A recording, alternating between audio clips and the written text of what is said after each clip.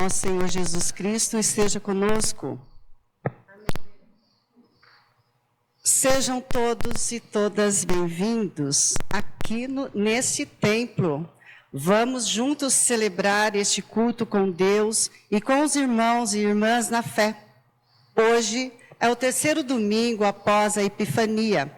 Os evangelistas escrevem e testemunham que percorria Jesus por toda a Galileia, ensinando nas sinagogas, pregando o evangelho do reino e curando toda sorte de doenças e enfermidades entre o povo, celebrando este culto em nome do Pai, do Filho e do Espírito Santo. Em nome de Jesus, Filho de Deus, mensageiro de boa notícia, de libertação para todos. Em nome do Espírito Santo, que nos concede muitos dons para servirmos no reino de Deus. Em nome do Pai, do Filho e do Espírito Santo. Amém. Amém. Mesmo assentados, nós vamos elevar o nosso pensamento ao nosso Deus. E no momento de oração, de adoração, oremos ao Senhor.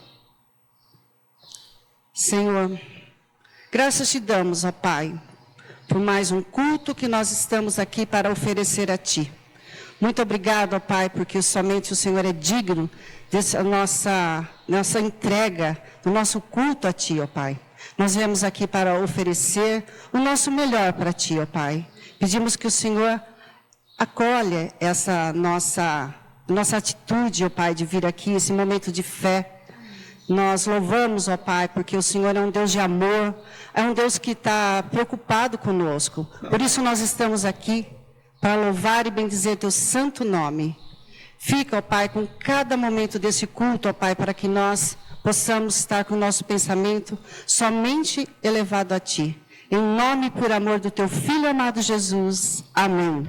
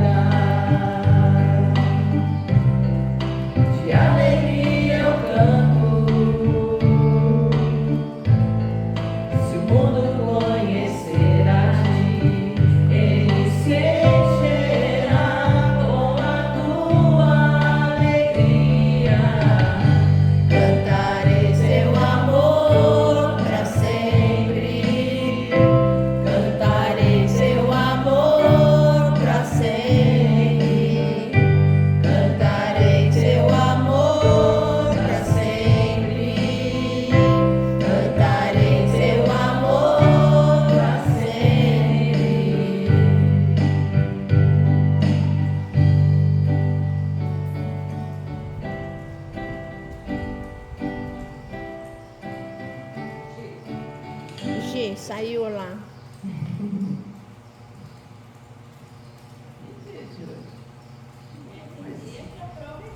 Mas o louvor não para. Mas a gente canta assim mesmo.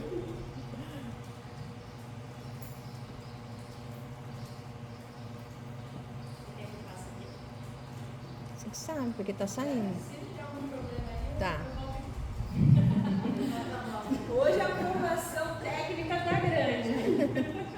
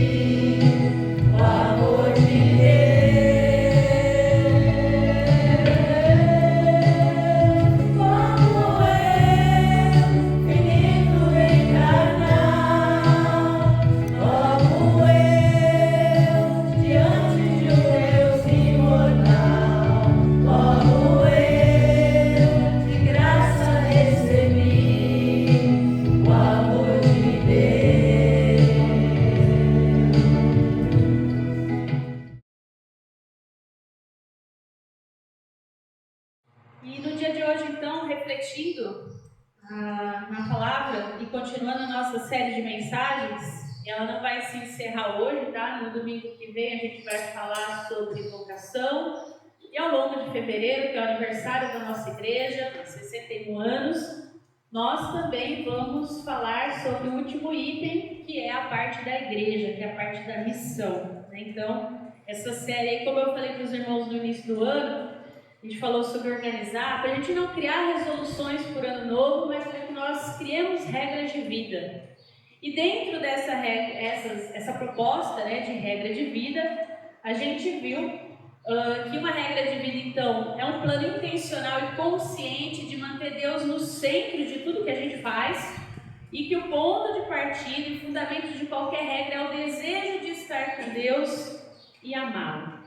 Dentro disso, nós vimos que são 5 áreas, então, que a gente vai pensar e centralizar a palavra e a vontade de Deus, que é a nossa relação com Deus, que é a área espiritual, que é a nossa vida pessoal, a nossa saúde, os nossos relacionamentos, que é a área social, o trabalho, então, que é a nossa vocação, e a igreja, que é a missão que nós estamos inseridos.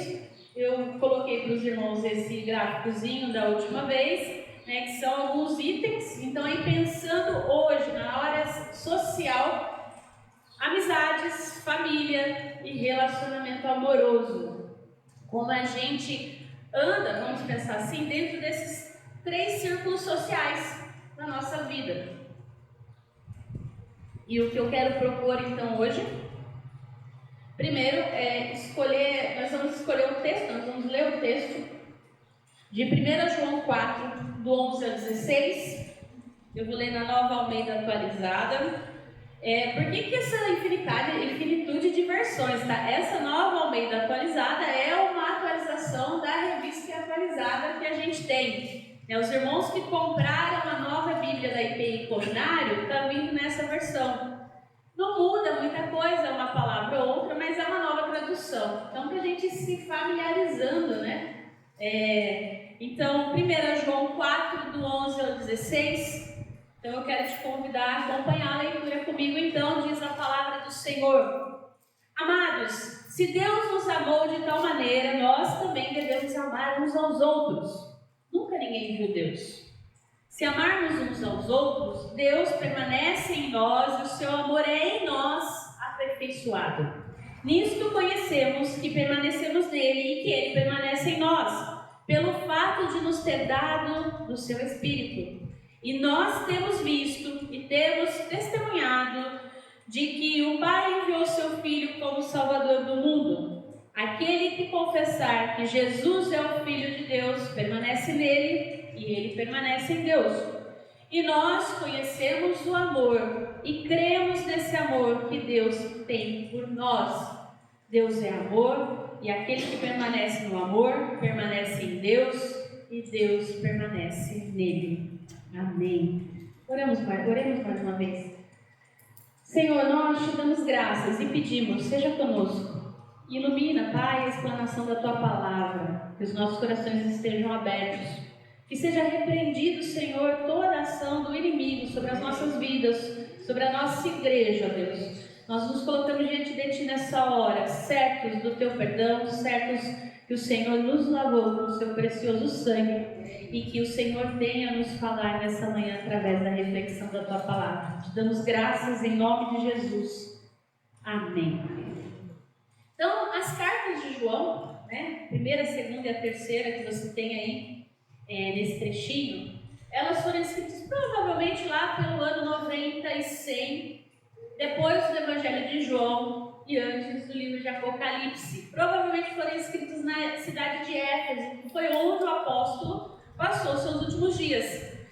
E o que a gente sabe, então, é que tem alguns temas e alguns conceitos que vão conversar muito claramente com o Evangelho de João. E foi o Evangelho que a gente refletiu, se você lembrar, no nosso culto de gratidão e entrega do dia 31 de dezembro. Lembra? João 15, né? Permaneçam em mim e eu permanecerei em vocês.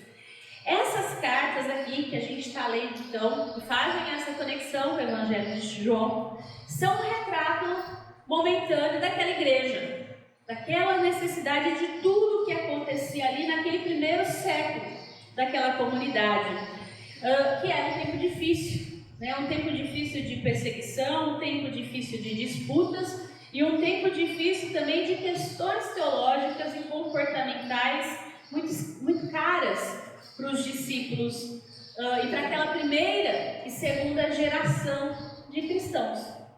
Então, a carta, ela é escrita pelo apóstolo para quê? Para reforçar a segurança daqueles crentes. Por quê? Naquela época tinha muita falsa doutrina e questionamentos da fé. Nada muito novo debaixo do sol, convenhamos, né? Fake news sempre existiu. O fato é que naquela época, então, muito questionamento, muitas doutrinas correndo, e João precisava trazer para aquela comunidade critérios. Para quê? Para que eles pudessem avaliar tudo aquilo que eles estavam ouvindo e vendo, para que aquilo não dividisse a comunidade. Por quê? Porque existiam entre eles pessoas que queriam trazer divisões questionando se Jesus era o Messias. E negando que ele veio em carne. para promover o perdão dos pecados, confrontando uma crença daquela época que era o gnosticismo, que você já deve ter ouvido falar, e outras crenças que basicamente defendiam que a matéria era má. Lembra que a gente viu na semana passada sobre o corpo? Então, basicamente defendia que o corpo era mal e que somente o espírito era bom. E aí, o que esses gnósticos e essas doutrinas partiam dessa ideia? De que então Jesus parecia humano, mas ele não era. Outros defendiam que Jesus recebeu uma centelha divina no seu batismo, porque ele sabe vem a pomba sobre ele, esse é meu filho amado, de quem me comprazo, mas que esse espírito teria deixado Jesus um pouco antes da crucificação, porque onde já se viu Deus ser crucificado, não tinha, a matéria era má. Então existiam esses ensinamentos que dividiam a comunidade, que vinham ali trazer confronto e divisão. João, nessa primeira carta, ele quer resgatar o cenário original das primeiras comunidades, de um Deus que se encarnou, sim, de um Deus que sofreu, de um Deus que chorou, de um Deus que foi para a cruz, que sofreu no seu corpo a punição pelos pecados. Uma comunidade que, justamente por ter esse Deus presente, Emanuel, encarnado, era uma comunidade participativa, fraterna, de comunhão e de amor. Para a gente entender melhor, vamos aí versículo por versículo para ficar mais claro. Ele começa dizendo, né, amados, você talvez a sua tradução diga queridos. É um termo que a gente usa muito para criança, para amigo, para gente querida mesmo, para companheiro, para revelar o que? Ternura, sensibilidade. Então João, ele amava essas pessoas. Quando na academia a gente aprende que a comunidade é do discípulo amado, justamente porque ele foi amado, ele expressa esse amor por essa comunidade. E a sua mensagem, ela caracteriza basicamente por lei, por evangelho e lei. E aí ele vai trabalhar muito verbos no indicativo e no imperativo. Ele vem fortalecer a identidade daquela comunidade no sentido de ordenar para quê? Para que ela permaneça. Olha, devemos amar. Né? Ele vai fortalecendo isso através também da forma como ele escreve. Ele vai falar aqui que o amor precede de Deus, manifestando-se na história por meio de Cristo. Ou seja, Deus se encarnou, Deus se fez ser humano. E por intermédio da sua vida, da sua morte e da sua ressurreição, ele revela o seu amor e ele indica benefícios imerecidos a pessoas pecadoras. É graça. Cantamos, né? Graça sobre graça recebi. E nesse sentido, quem se percebe amado por Deus não mais concede espaço para egoísmo. Por isso que ele vem exortar a comunidade a permanecer no amor. Por isso, o primeiro ato do amor de Deus por mim exige o meu ato primeiro ao próximo. A pessoa amada ama. O verso 12 diz, né? Vai falar: nunca ninguém viu a Deus. Se amamos uns aos outros, Deus permanece em nós e o seu amor é em nós aperfeiçoado. Ele vem reforçar a questão da invisibilidade de Deus. É um tema que ele trabalha também no Evangelho e que ele vai dizer que quem viu Jesus viu a Deus. Ele vai trabalhar que Deus se fez visível. Não é mais aquela coisa do Antigo Testamento que somente o sacerdote, num dia marcado, entrava no Santo dos Santos e fazia todo o sacrifício em favor do povo. Agora não, Deus vem ao encontro do povo e Deus tem rosto. Ele abraça, ele cheira, ele chora, ele sofre. Então ele vem trabalhar aqui justamente porque nós vimos a Deus. Então agora, porque a gente viu a Deus, a gente vai amar o outro e ver o outro como Deus nos viu. Não mais como pessoas que merecem punição, mas como pessoas dignas do seu amor. Então, nesse sentido, o amor de Deus, ele não permanece preso no passado, mas ele se estende para a atualidade por meio de um círculo de comunidade, Deus, eu e o próximo. Ele não é mais uma coisa vertical, agora é horizontal. E nesse sentido, Deus ama ainda hoje. E o seu amor é experimentado por meio do nosso amor. E pode parecer estranho, mas a gente sabe que se alguém que se diz cristão não expressa amor e simpatia, empatia, graça por outra pessoa, o que a gente faz? A primeira coisa, será que é crente? Por quê? Porque é uma coisa muito lógica. Porque os discípulos de Jesus, eles são espelhos de um Deus de amor. E por meio de um amor fraternal, a presença de Deus ela é evidenciada no mundo. O Deus invisível, ele é viabilizado, ou seja, ele é visto hoje pela prática do amor. Ele foi visto ali naquele primeiro momento através de Cristo e hoje é visto através de nós, cristãos. E não sei se você sabe, mas cristão significa pequenos cristos, ou seja, nós devemos ser pequenas imagens de Jesus onde nós estamos, que expressam tudo isso. E ele vai falar no 3, né? Nisso conheceis que permanecemos nele, ele permanece em nós, pelo fato dele ter dado o seu Espírito. Esse permanecer é muito importante. Lembra que a gente falou sobre permanecer nele é produzir frutos. Ele é a videira. Então, se eu permaneço nele, se eu busco a ele, se eu sei quem ele é, eu vou produzir o fruto dessa permanência, desse relacionamento com esse Deus. Eu lembro até hoje daquela coisa que a mãe, quando a gente é adolescente, fala: nossa, para de andar com fulano que você está falando igual fulano. Quem nunca ouviu isso da mãe e do pai? Quando era adolescente, ou não fala isso pro seu filho. Ó, fulano não sei não. Melhor você sair dessa amizade. Porque se eu estou e se eu ando com aquela pessoa, eu permaneço com ela, eu vou parecer com ela. Se eu ando e permaneço com Cristo, eu vou me parecer com Ele. É a lógica da relação. Por quê? Porque esse Espírito nos foi dado. E nesse relacionamento ele ainda acontece hoje. Não está lá no passado. Jesus veio, morreu, ficou lá no primeiro século. Não, ele faz parte do nosso relacionamento. Toda vez que a gente ora, toda vez que a gente busca o Senhor, toda vez que a gente abre a nossa palavra, isso está acontecendo. Lembra que quando a gente vai lá em Gálatas 5, o fruto do Espírito, qual é o primeiro fruto? O amor. E, portanto, eu acho bonito isso, porque a Trindade, vocês podem ter observado na abertura do culto, a gente sempre lá em nome do Pai, do Filho e do Espírito Santo. É importante lembrar que o nosso Deus é um Deus trino, é um Deus que vive dentro de um âmbito social. Por quê? Porque a Trindade não é uma teoria, mas é um amor que impele a vivência de amor. Porque na Trindade Deus é Pai, Filho e Espírito, que o Pai que ama o Filho, que ama o Espírito, que ama o Pai, ou seja, todos ali se amam, se servem e se exaltam.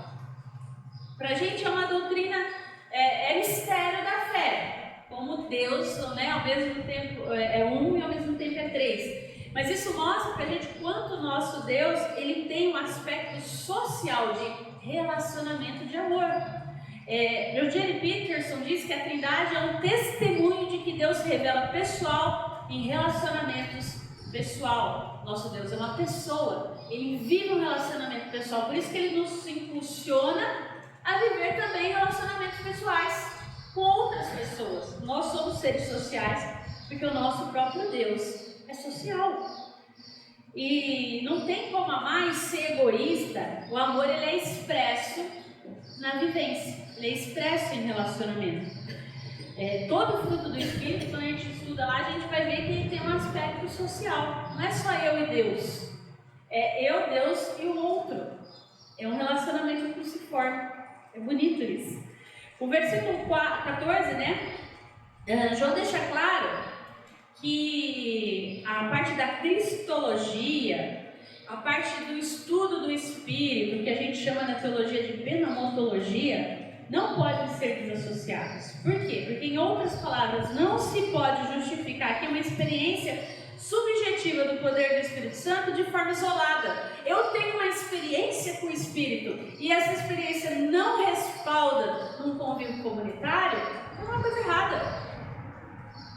Por isso que para nós algumas formas de expressão de culto e teológica a gente entende que não são bíblicas. Porque ou Deus fala comigo e com o outro, porque só comigo tem alguma coisa equivocada. Ninguém pode ver Deus propriamente dito, mas sim o seu Filho Jesus. E aí, ter visto impulsiona o testemunho. Ver, crer, não somente implica uma adesão. Eu faço parte agora do clube da IPI da Vila. Não. É uma confissão de fé. Eu venho aqui, né, a gente fez o nosso batismo, a gente fez a nossa pública profissão de fé, mas isso deve gerar testemunho. Eu sou a igreja de Cristo, eu sou discípulo de Cristo, eu sou Cristo lá fora também para o outro. E tem gente que não é cristão nem dentro da igreja, lá fora menos ainda. É muito importante a gente pensar nisso, porque o fato de Deus ter enviado o seu Filho como Salvador do mundo, palavras expressas aqui pelo próprio João, evidencia como uma prova suprema do seu amor por nós e fonte do nosso amor para o próximo. Deus expressa visualmente em Jesus seu amor pela humanidade. É visual, é palpável. Lembra que ele vai dizer mais para frente que os nossos olhos viram e nossas mãos apalparam. E aí o 15 vai dizer: aquele que confessar que Jesus é Filho de Deus, Deus permanece nele, ele permanece em Deus. A missão histórica de Cristo tanto é revelada do amor de Deus como da prova da divindade do próprio Cristo. Confessar Jesus como portador desse amor é condição fundamental para que Deus permaneça na pessoa e ela em Deus. E aí a ruptura dessa relação de permanência resulta em pecado. Pecado é separação, é ruptura. Foi o que aconteceu lá no início, em Gênesis 3, quando nós fizemos a nossa ruptura com Deus e nós fomos rebeldes. E toda a ruptura, ela tem um aspecto relacional. E às vezes a gente não se dá conta disso. A gente às vezes costuma dizer pecado é isso, pecado é aquilo, mas a gente esquece que na essência o pecado é ruptura. A gente escolheu não obedecer a Deus. A gente escolheu não se relacionar com Deus mais face a face como era no início. A gente escolheu seguir o nosso próprio caminho. A gente escolheu a rebeldia.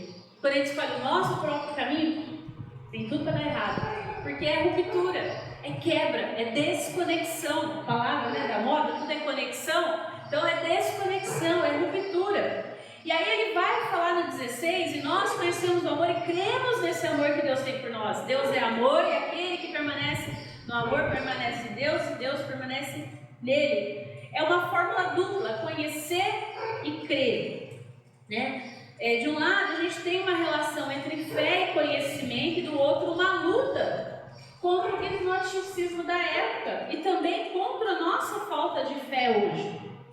Porque o amor crido, ele é simultaneamente conhecido, e o amor conhecido é crido, eu creio. Então, fé somente é possível a partir do conhecimento. E Deus, ele não somente amou, a gente sabe que ele é amor, ou seja, é quem ele é a fonte dele. Ou seja, eu só posso amar o outro se eu permanecer no amor. Se ele é amor, eu preciso estar nele, para que seja um amor verdadeiro, para que seja realmente genuíno. Por isso precisa ser amado e de todo o coração. De outro lado, contra o gnosticismo, né, João ele vai afirmar que o conhecimento de Deus se dá pelo contato, pela experiência. Não é apenas, eu sei quem é Deus. Porque eu também posso ler a Bíblia, falar, Deus diz isso, mas se eu não ter esse relacionamento com Ele, eu posso até falar o que Ele faz ou quem Ele é, mas eu não vou conhecê-lo. Conhecer é relacionamento. Por isso que ele vai enfatizar tudo isso. Por quê? Porque você pode se esforçar por meio da razão para saber quem é Deus, mas é no relacionamento com esse Deus, de você saber aonde Ele toca em você, aonde Ele questiona você, aonde Ele transforma você, aonde esse relacionamento muda quem você é que você conhece a outra pessoa. Sabe aquela história? Quando a gente carrega 1 quilo de sal com a pessoa, que a gente sabe quem ela é, com Deus não é diferente. Como Ele lida contigo nas suas lutas, nas suas tempestades, nas suas dores. Ele é um Deus distante, que Ele só faz o que eu quero, como eu quero, ou Ele está lá comigo no sofrimento e às vezes Ele vai falar para mim, não, você não vai ter, não vai ser assim, não é agora. E Ele vai continuar sendo Deus? Então é muito importante isso, é o conhecer e crer que são postos à prova na vivência de amor. Na vivência de fé. E minha fé só é verdadeira se ela é expressa num aspecto social, num aspecto de relacionamento. E aí entra a questão prática da coisa, então, Gisele. Como que eu expresso esse amor? Como eu amo? Porque tem hora que a gente pensa assim no amor, e a gente pensa no sentimento apenas. Mas eu queria trabalhar com você que amor não se trata de uma lista de tarefas, e nem de um sentimento. O amor que Deus nos propõe é uma reorientação do coração. É um elo divino entre o nosso relacionamento com Ele e o nosso relacionamento com as outras pessoas. Envolve fazer, envolve sentimento, envolve. Não é apenas uma coisa ou outra. É tudo junto. E aí, nesse sentido, amar a Deus é ver a imagem de Deus também nas outras pessoas. Às vezes essa imagem vai estar corrompida, ela vai estar em ruptura por causa do pecado. Mas é olhar para essas pessoas e ver que Deus também está ali. Amar a Deus é aceitar o convite para amar as outras pessoas de forma radical e sem reserva, como Deus nos ama. Porque eu posso de repente não estar em pecado, mas eu sou pecador. E o pecado que eu peco pode atingir o outro, às vezes de forma sutil, mas às vezes de forma horrorosa. E Deus me ama mesmo assim. Eu consigo olhar por outro e amar o outro mesmo assim, apesar do pecado. Pedir a Deus que mostre pra gente como amar as pessoas, como transformar o nosso amor em ações, porque às vezes não vai ter sentimento. Às vezes vai ser só ação mesmo. Na doutrina reformada, amar a Deus é reconhecer a soberania de Deus e entregar a Ele o controle da nossa vida. O amor a Deus ele é baseado no amor de Deus por nós em Cristo. O amor de Cristo como parte da sua obra redentora. Então eu entendo que o amor de Deus ele é eterno, ele é imutável, ele foi dado pela graça de Deus. Se de graça nós recebemos, de graça nós damos.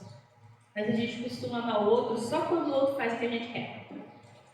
A gente não merecia ser amado, mas Deus nos amou. Mas a gente só gosta de amar o outro quando ele merece ser amado, quando o outro obedece. Eu falo isso porque, como mãe, é muito difícil amar a Esther quando Deus obedece. Entre uma cólera assim. E Deus tem me ensinado muito sobre isso. Porque o amor expresso através das nossas vidas, ele deve ser expresso em ações que mostram o que o amor de Deus fez por nós, primeiramente. Será que Deus te ama quando você peca feio? E aí, eu acredito que sim, a palavra diz que sim, que Ele ama.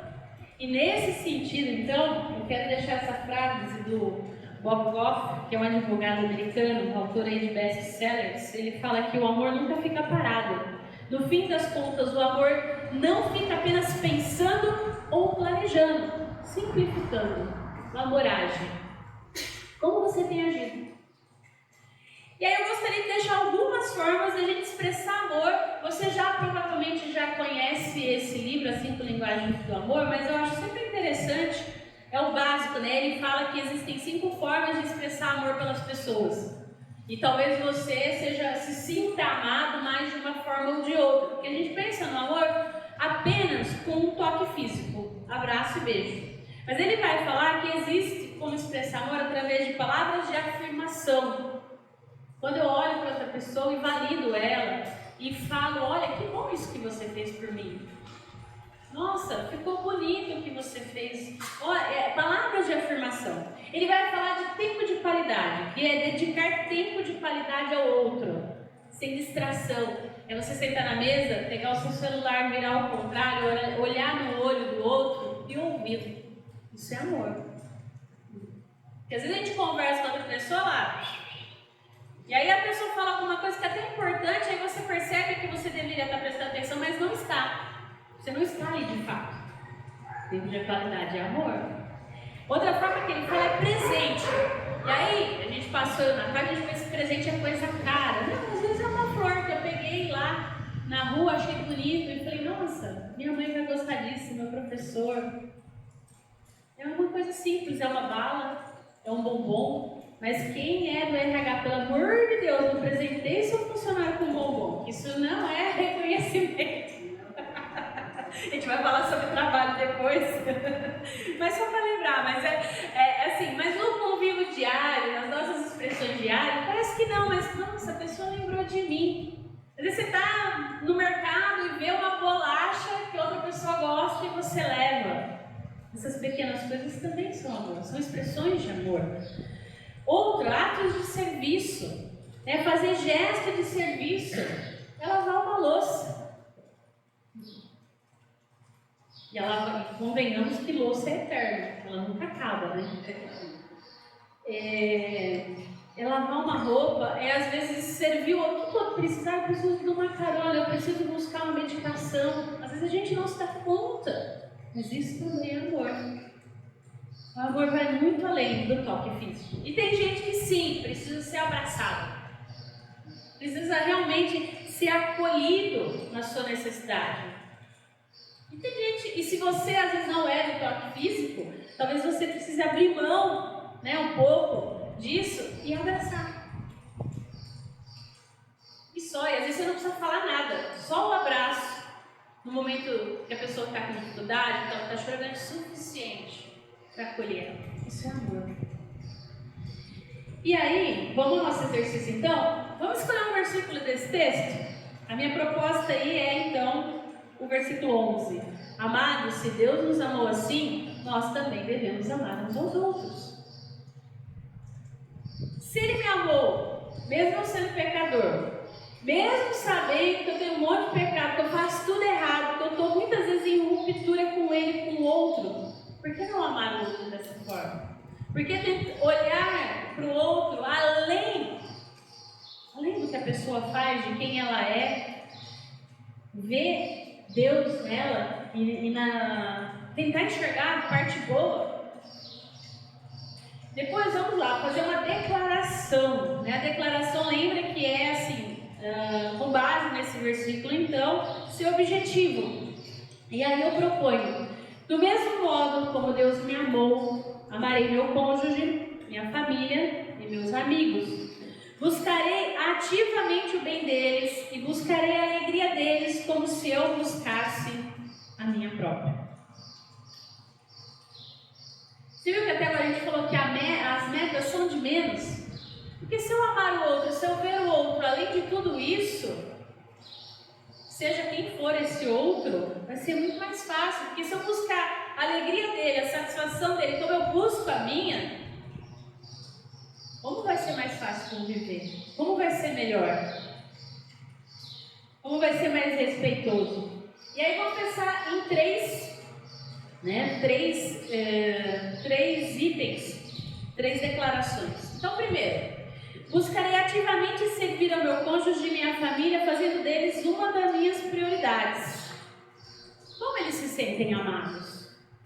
Como eu vou amá-los no dia de hoje?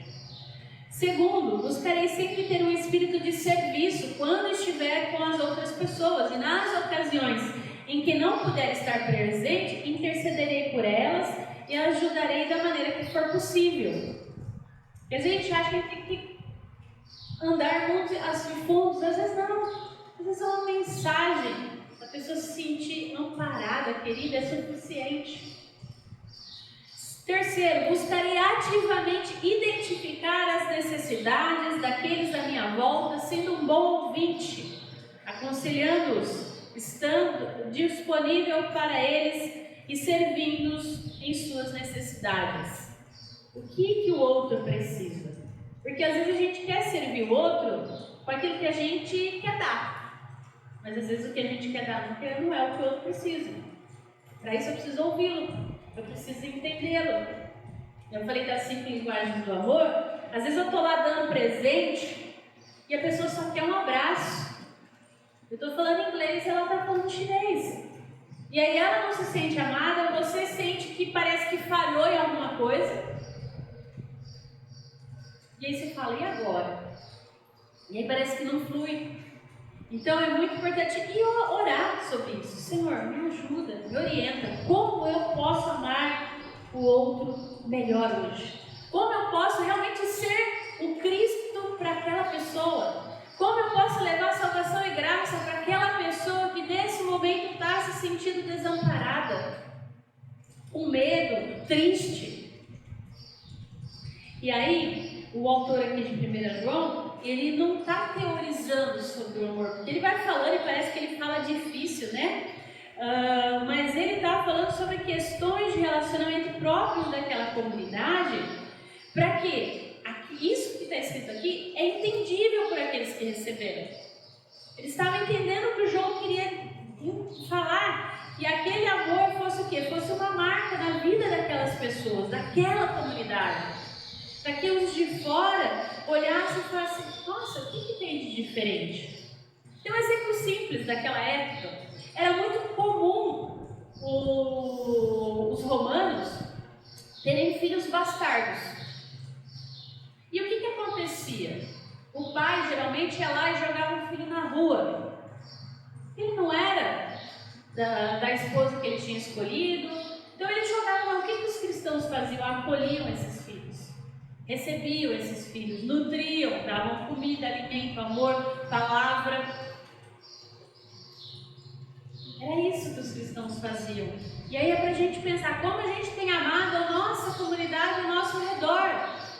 Não é só os vizinhos desse templo, mas os seus vizinhos, onde você mora. Como você tem amado a sua família dentro da sua casa. As pessoas ao redor. Que o amor não seja apenas um discurso para esse momento de culto. Que não seja um discurso apenas meu. Eu quero te desafiar a viver esse amor de uma forma visível.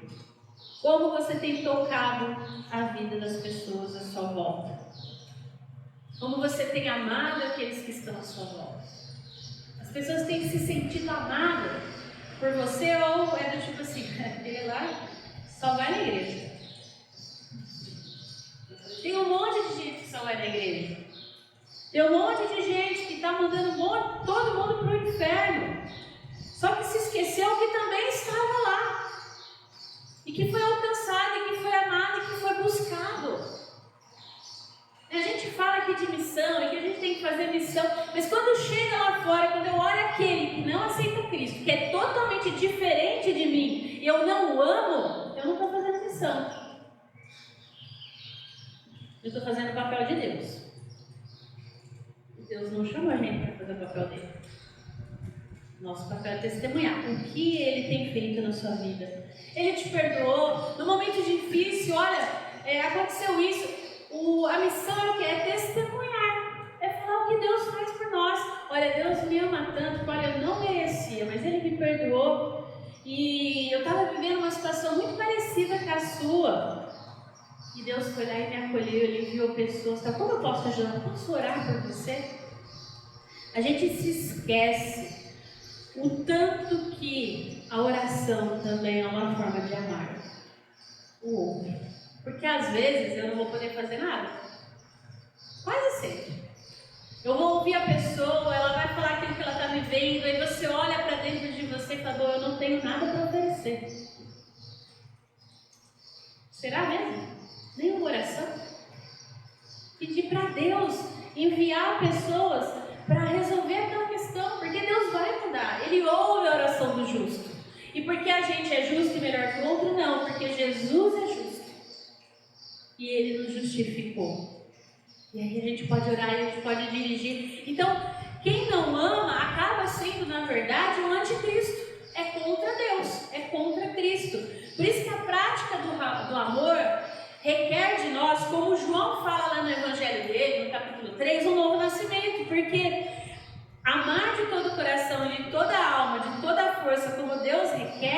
requer de nós um renascimento diário, um lembrar todo dia que eu não fui batizado, mas que eu sou batizado.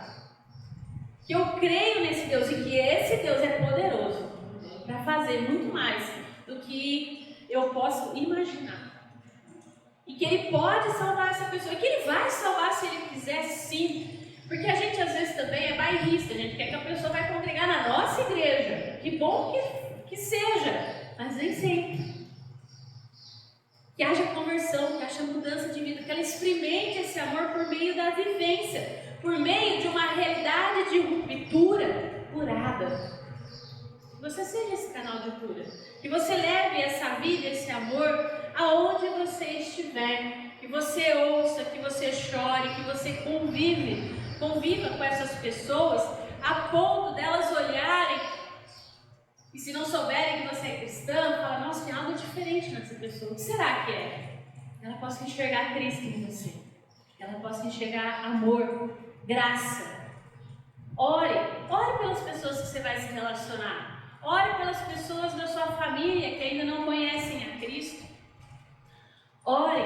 Ame as pessoas também orando por elas. A comunidade que conhece Jesus e nele crê, ama também orando. Como diria Lutero, orar sem cessar, pois é preciso acautelar-se permanentemente contra pecados e injustiça. Eu vejo o pecado, eu não preciso fazer parte do pecado. Eu vejo a injustiça, eu não preciso fazer parte da injustiça. Quem sou eu nisso para quebrar esse círculo de desconexão com Deus? Eu sou aquele que leva a mensagem de salvação, de amor e graça, de ressurreição e salvação. Jesus encarnou, Ele deixou o céu para nos buscar, Ele veio para nos resgatar. É um amor maior que o nosso pecado e nada vai nos separar. E é o que eu quero convidar você a cantar nessa hora. Nós vamos cantar ao Senhor, nós vamos louvar o seu nome cantando uma canção que fala sobre isso. Durante essa canção, você que veio preparado com os seus dízimos e ofertas, pode trazer à frente. Eu quero convidar os irmãos para em pé. Nós vamos cantar, que essa canção seja uma oração para você. E depois nós vamos orar ao Senhor.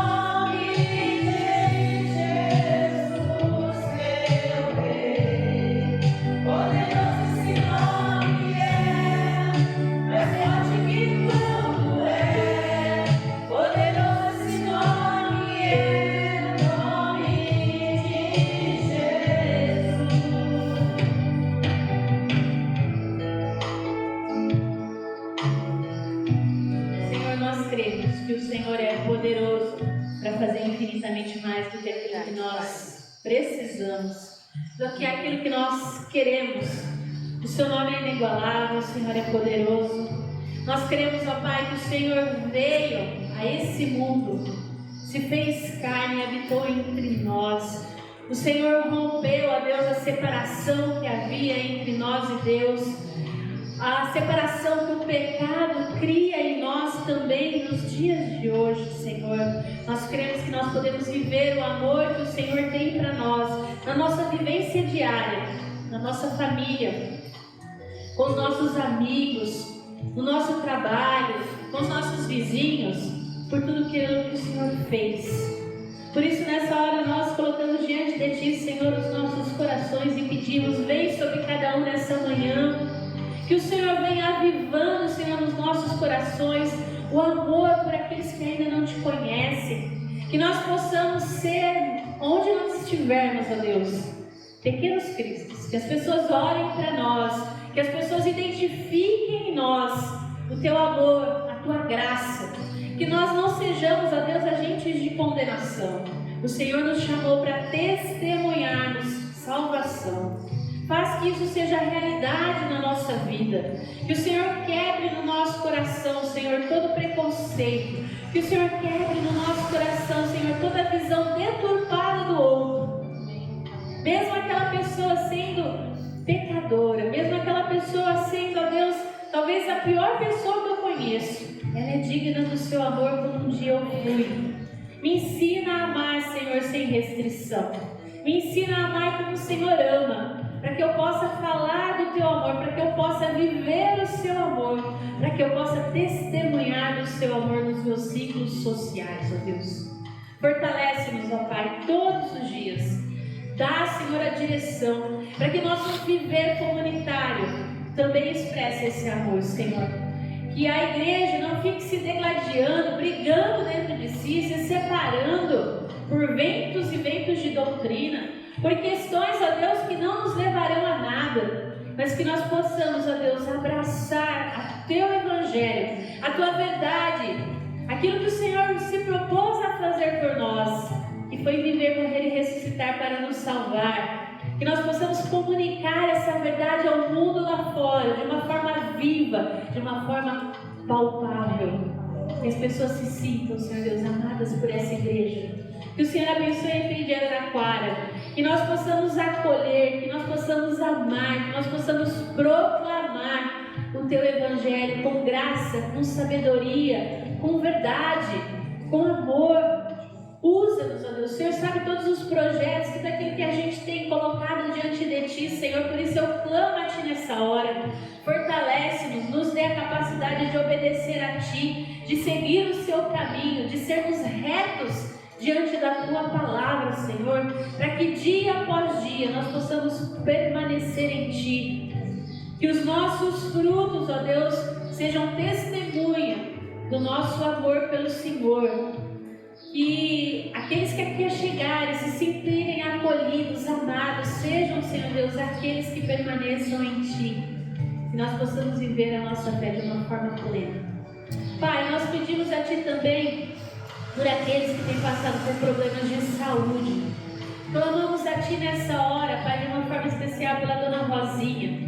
Que o Senhor a visite naquele hospital, que o Senhor a fortaleça, seja com toda a família, Senhor. Pedimos também pela Dona Divina, que o Senhor fortaleça, que o Senhor abençoe, que o tratamento dela corra bem e logo ela fique bem, Senhor. Clamamos também pela vida do Seu Walter, pela Dona Maria José, que o Senhor continue fortalecendo eles nessa caminhada cotidiana, Deus. Que o Senhor fortaleça os nossos queridos que têm enfrentado por problemas de saúde, que aqui nós não falamos, mas que o Senhor sonda e conhece o nosso coração e sabe o quanto tem sido difícil cuidar de algum deles. Fortalece, Senhor, dá saúde. Pedimos a Deus por aqueles que têm passado por problemas de relacionamento, onde o amor tem estado ausente. Que o Senhor nos fortaleça, que o Senhor nos dê um amor sobre medida, para amar aquelas pessoas que são difíceis de amar. Que o Senhor nos fortaleça para que a gente possa ir além, andar mais uma milha com essas pessoas, para que elas sintam o Teu amor, o Teu cuidado, a Tua graça expressa através das nossas mãos, dos nossos abraços, dos nossos presentes, do nosso tempo dedicado a elas, através do serviço a elas. Seja conosco, Pai, como comunidade de fé. Nós assim pedimos, ó Deus, por essa última semana do mês de janeiro, por tudo aquilo que o Senhor tem preparado para nós, para essa semana. Que o Senhor nos fortaleça, que o Senhor nos direcione, que o Senhor nos abençoe, em nome de Jesus. Aquilo que aqui nós não verbalizamos, mas que o Senhor conhece, nós agora entregamos a Ti, através da oração que o Seu Filho Jesus nos ensinou, dizendo: Pai nosso, que estais nos céus, santificado seja o Teu nome. Venha o Teu reino, seja feita a Tua vontade, assim na terra como nos céus. O pão nosso de cada dia nos dai hoje, perdoa as nossas dívidas, assim como nós perdoamos aos nossos devedores. E não nos deixes cair em tentação, mas livra-nos do mal, pois Teu é o reino, o poder e a glória para sempre. Amém. Meus irmãos, recebam a bênção. Que a graça do nosso Senhor Jesus Cristo, o amor de Deus Pai,